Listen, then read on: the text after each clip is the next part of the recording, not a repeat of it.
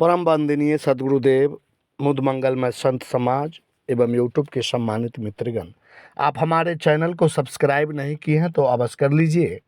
सदगुरु कबीर साहब का मौलिक ग्रंथ बीजक है, जिसका प्रथम प्रकरण रामायणी है और मैं आज रामायणी 1 का संक्षिप्त विवेचन आप लोगों के समक्ष रख रहा हूँ। सदगुरु कबीर साहब इस रामायणी में कहते हैं कि अंतर ज्योति सब देख नारी, हरि ब्रह्मा ताके त्रिपुरारी, ते तिरिये भग लिंग अनंता, तेव न जाने आदिवंता। वाखरी एक विधाते किन्हा, 14 ठर पाठ सो लिन्हा, हरिहर ब्रह्मा महंथो नाऊ, तीन पुनि तीन बसावल गाऊं। सदगुरु कबीर साहब कह रहे हैं कि सबके भीतर आत्म ज्योति के रूप में बसने वाले पार ब्रह्म परमेश्वर से आदिनाद और एक प्रकृति प्रकट हुई। आदिनाद और प्रकृति के संयोग से सृष्टि के आधारभूत ब्रह्मा, विष्णु और शंकर यानी सतगुण, रजगुण और तमगुण उत्पन्न हुए। तत्पश्चात प्रकृति आदि सहित इन त्रिदेवों से अनंत स्त्री पुरुष हुए, परंतु वे लोग भी अंतर्ज्योति निज स्वरूप परमात्मा के आदि अंत को नहीं जान सके। आगे कहते हैं कि वाखरी एक विधाते किन्हा, 14 ठहर पाठ सो लिन्हा। ब्रह्मा जी ने उसी परम सत्ता के अनुमान में बैखरी बानी का एक कोश वेद रचा। 14 भुवनों में लोगों ने उसी का पाठ लिया। धर्म और परम सत्ता के अज्ञान के लिए सर्वत्र लोग वेद को ही आधार मानकर उसके अध्यापन में प्रवृत्त हुए। विष्णु, शिव और ब्रह्मा महान नाम वाले प्रसिद्ध हुए।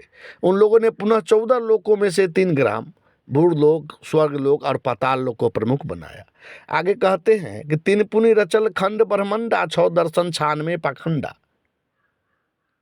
6 दर्शन यानी शाक्य, मीमांसा, वैश्विक, न्याय, योग और वेदांत, और योगी, जंगम, शेवरा, सन्यासी, दरवेश, ब्राह्मण। 96 पाखंड यानी 10 सन्यासी, 12 योगी, 18 जंगम, 24 शेवरा, 14 दरवेश और 18 ब्राह्मण। भाव समझिए कि उन्होंने पुनः ब्रह्मांड को विभिन्न खंडों में विभक्त किया। तदंतर 6 दर्शन और उनके 96 पाखंड यानी खंड, पंथ और उपपंथ का संसार में विस्तार किया। आगे कहते हैं इस रामायणी के माध्यम से सद्गुरुदेव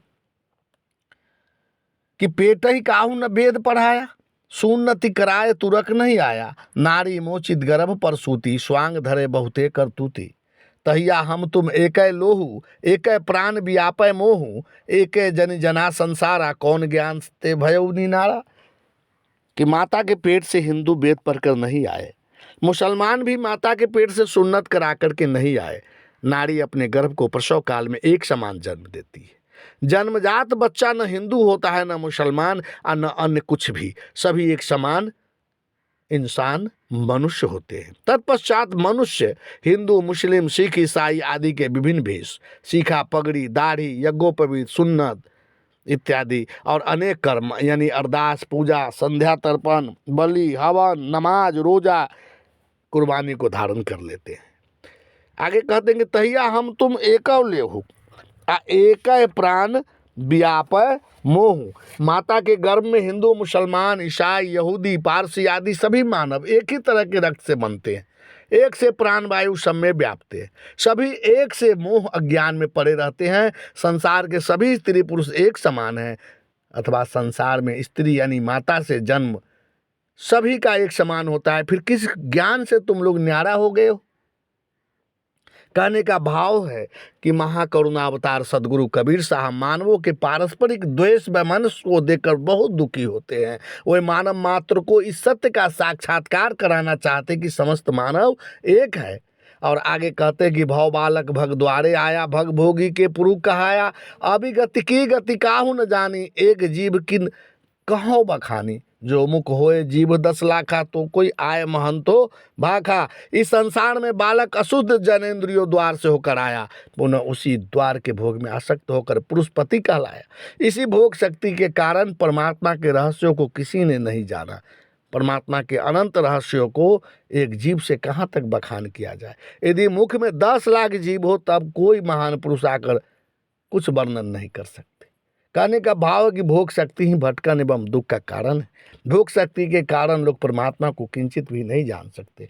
और अंत में सदगुरु कबीर साहब साखी के माध्यम से कहते हैं कि कहे कबीर पुकारी के ई ले व्यवहार, राम नाम जाने बिना भव बुरी मुआ संसार। सदगुरु कबीर साहब पुकार कर कहते हैं कि हे विवेकता, भोग शक्ति, मोह, अभिमान इत्यादि भ्रष्ट व्यवहार है, जिनसे व्यक्ति राम भजन को जाने बिना संसार सागर में डूब मरता है। साहब बंदी